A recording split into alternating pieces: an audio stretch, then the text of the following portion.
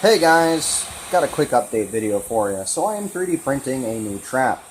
I've 3D printed a bunch of props for friends of mine and they're off enjoying their props, and I'm sitting here designing stuff be to be worn by them, and just go out to conventions or go off to Halloween and maybe win a couple of bar contests like I did one year with my very second proton pack that I ended up destroying and never really fixing. And then we had water flood our basement, and I had to throw it out instead of getting around to fixing it. But that aside, here is the new trap that I'm building, and you'll notice that it is kind of tiny. And one of the questions I've been asked, and I've been asked a lot, is why is it so tiny? So this is to address those. It's not to be like, you're a jerk for making me do this video. This is more like, this is my thought process. And I appreciate your guys' criticism, criticism helps me become a better artist, right? It helps me to figure out what I might be doing wrong, if I am doing something wrong, or, I want to figure something out. So, dropped my phone a second. So we are over here at the table, where I started this channel a very long time ago. Well, not really started, but kind of made it a little bit more popular with the rebuild video that I did for this for the Studio Creation Pack like 3 years ago. And I love building proton packs. It's just like I like doing it. Now, this particular pack, right, this is the real Ghostbusters pack, and this is the cartridge for the trap that's on the printer. Now, in case you're wondering, the Lurge X board that I've put into my G-Tech 810 is working beautifully. I haven't had a single issue with it, except for once, but that was more so because I missliced something. I put the flash drive into the machine, and I didn't let Cura finish exporting the G-code to the rather slow flash drive that I was using at the time, and it just started printing off the build plate, so printing spaghetti strands. But otherwise, it's been working great, minus some user error that one time. Now, this is the cartridge. I've already said that. And the trap aesthetically has to sit on the battery box, the power cell box, whatever you want to call it. Right now I'm calling it the battery because I honestly have no clue. This is in fact a loose part. If I were to undo these screws, this whole thing would come out, which is great because I want to paint it. But that's, a topic for a different time. That's for when I finally finish this thing and show it off to you guys in all of its glory with this massive, massive video that I'm going to be filming. So, here is the beginnings of a movie trap. I've already 3D printed one of these, which you guys may or may not have already seen. If you haven't, go check that video out. I dropped it earlier, so it's got a crack in it. But other than that, nothing a little bit of epoxy can't fix, right? So here is the movie trap, and just to illustrate some of the technical issues, I've kind of put it together, and I'm going to try and walk you through this without over-explaining things or convoluting things more than they need to be. So in the reference material I was able to grab from GB Fans, and comparing it to the some of the cleaner, more consistent screenshots I was able to grab of the animated series, which, believe me, it was a chore to even do. The trap on here sits so that the back of the trap, where the hose and everything would go into, would sit roughly about here, right? About where the top of this clamp is, right?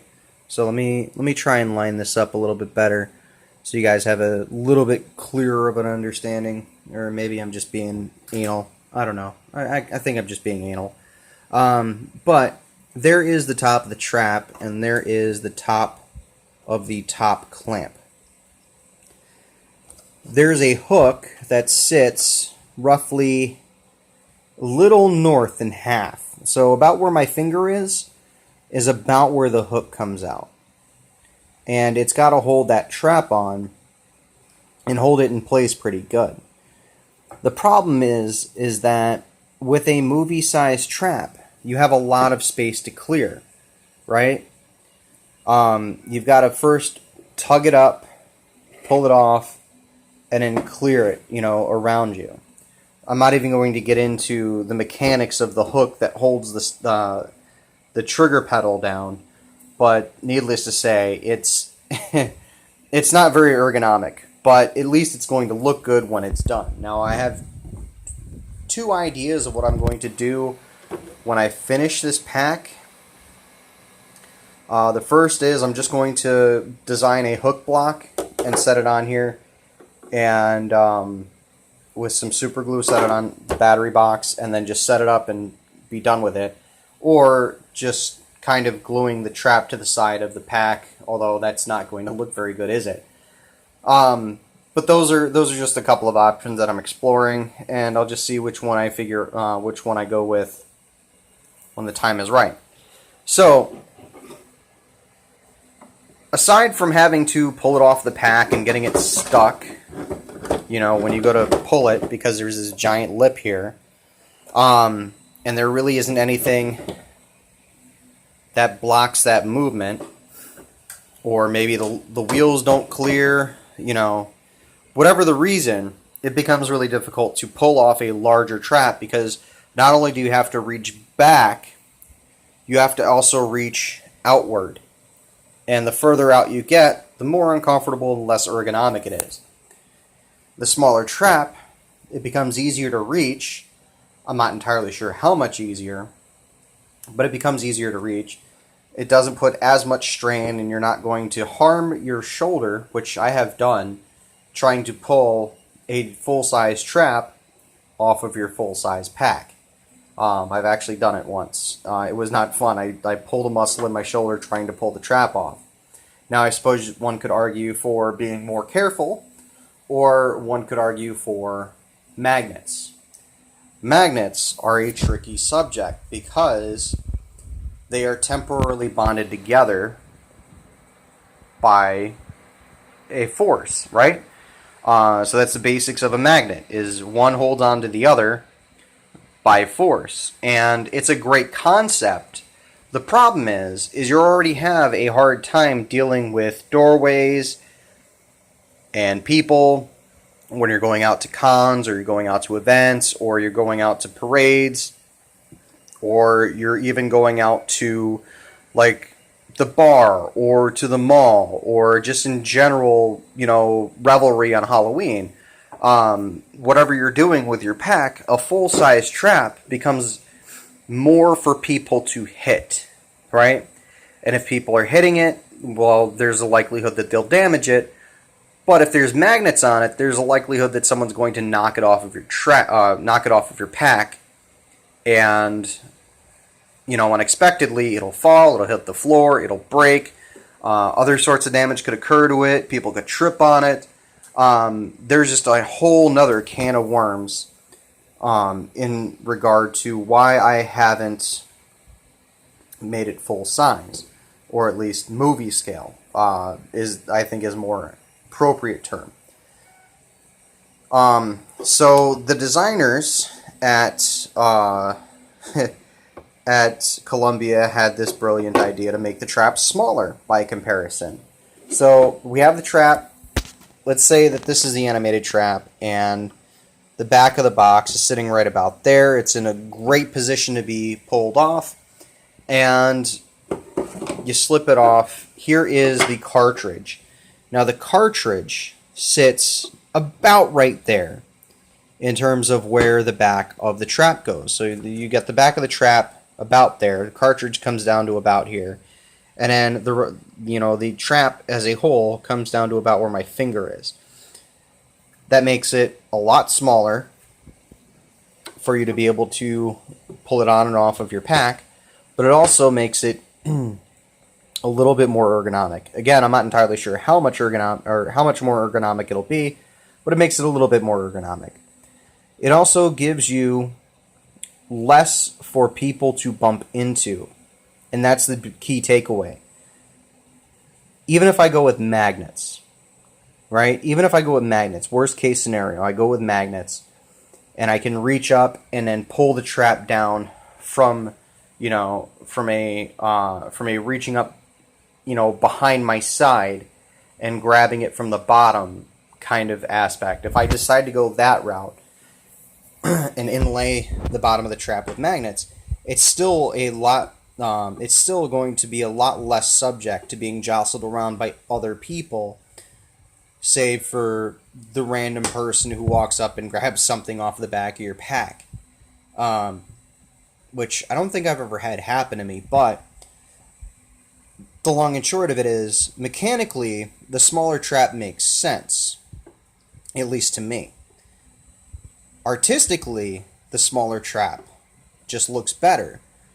I'm a firm believer that no one piece should overpower the rest of your other props. This is a massive, massive collection of props that I'm building. Well, maybe not massive collection, but this is a massive project in terms of scale, because I've designed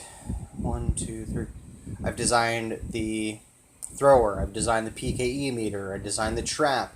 I'm in the middle of finishing up the design process on the belt gizmo, and this is just getting finished up now in terms of the 3D print, and I can actually start moving on to the body work and finishing it and painting it and making it look really pretty, making it look really nice.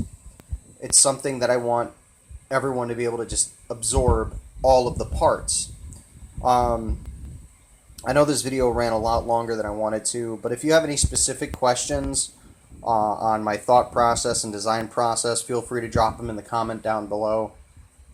Leave a like, share it around, subscribe if you'd like to. I'm always going to be doing a new prop video at least once a month, maybe once every couple months.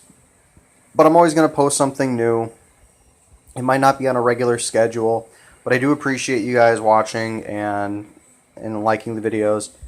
So until next time, guys, thanks for watching, and I will be back with a little bit more progress on this entire endeavor as we continue.